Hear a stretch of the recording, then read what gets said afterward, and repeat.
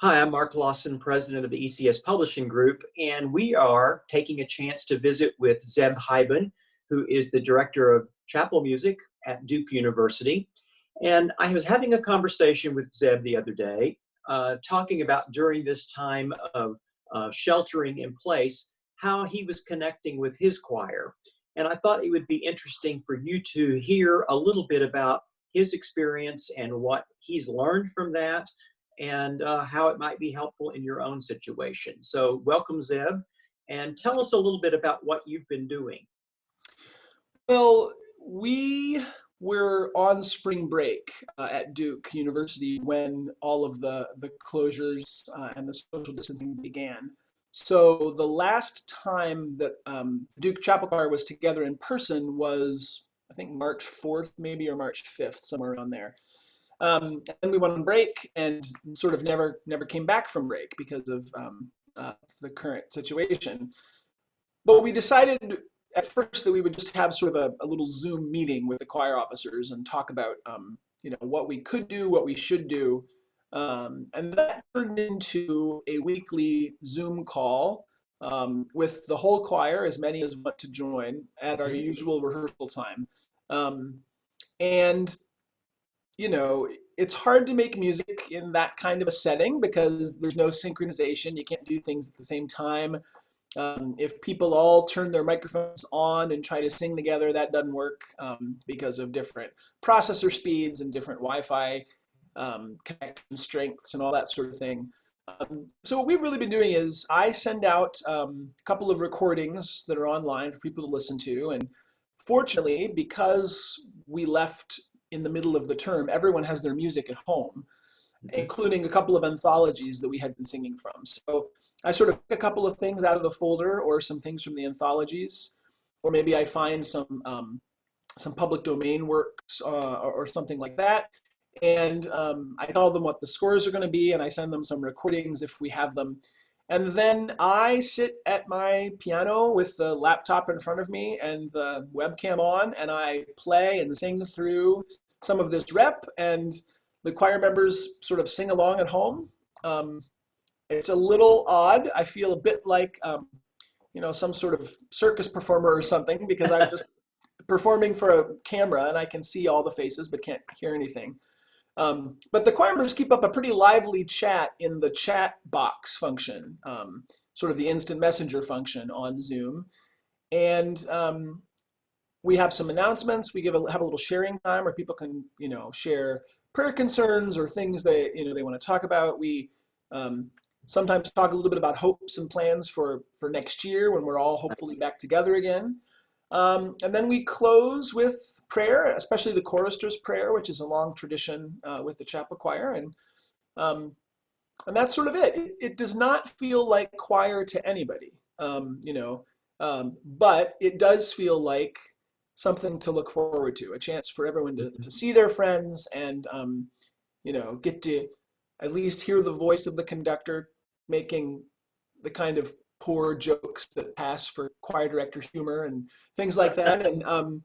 And they seem to like it. Normally we would be finishing our year right about now because Duke's last day of classes was yesterday.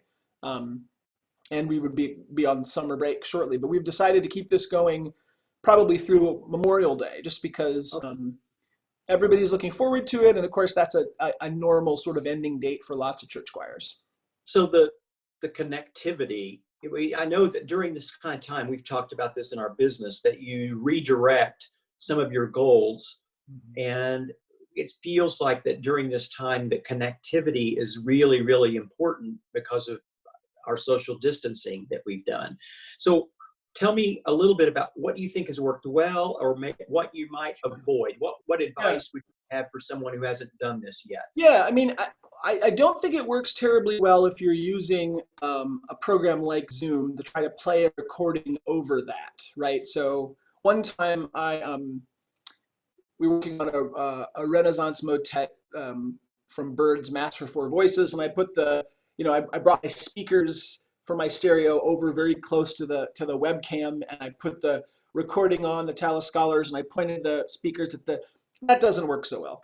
Um, obviously, I said earlier, you can't have everybody with their mics on trying to do something together. What does work pretty well, if you play around with the settings in Zoom or whatever program you're using, and there's tutorials out there online, of course, to do this, you can get a decent sound of yourself singing and your keyboard if you're playing, that people can then sing with, sing along to. Right. And so we do 4-part things that are easily heard through speakers like that, or I'll do one line at a time. Canons, we did a William Byrd. Well, it's attributed to Byrd. No Nobis Domine, we did last night in our little meeting.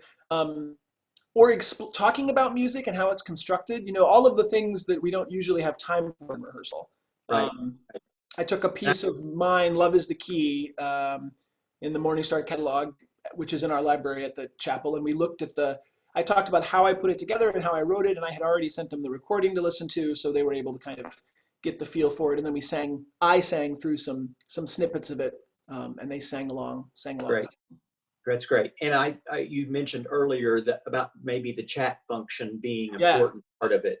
Yeah, it's all of the chit chat that goes on in rehearsal that directors often try to squash. I would probably encourage during this. So they've just got the stream going, and it pops up at the bottom of my screen, and every once in a while I'll see a comment that I will verbally respond to in the course of the rehearsal. But it's mostly it's the social aspects of what we do together. It's the family community aspects of what we do together, kind of reimagined.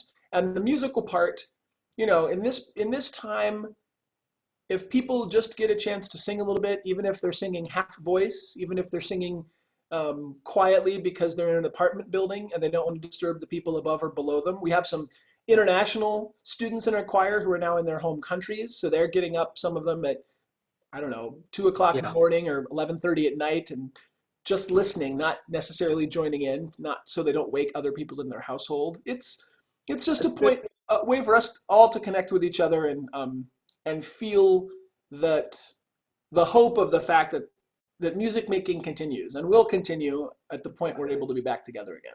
That's great. That's great.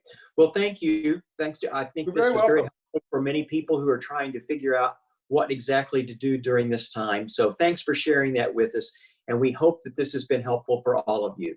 Have a good day. It can't be perfect. That's right. The important thing to remember. Very good. Can't be perfect. All right. Thank you. Have a good day. Take care. You too.